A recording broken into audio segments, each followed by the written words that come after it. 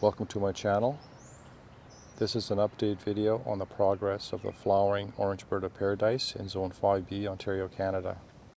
This is my orange bird of paradise growing in Zone 5B, Ontario, Canada. It was planted in the ground May 28th, 2019. Here we are 2 years and 3 days later. It started opening up yesterday and today it's fully opened. And there's a second set of flowers about to open. This is the 5th of June, 2021. So a couple days later. Now we have 5 of the orange segments and 2 of the blue segments. It opens up like a hand.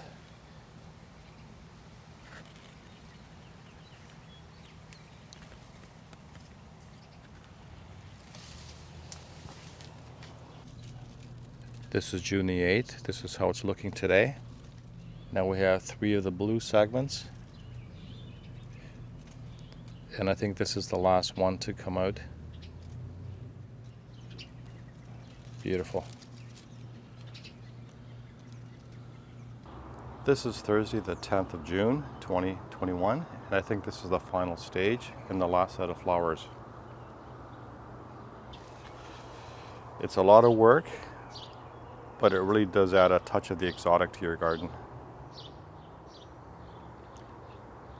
Here's another angle.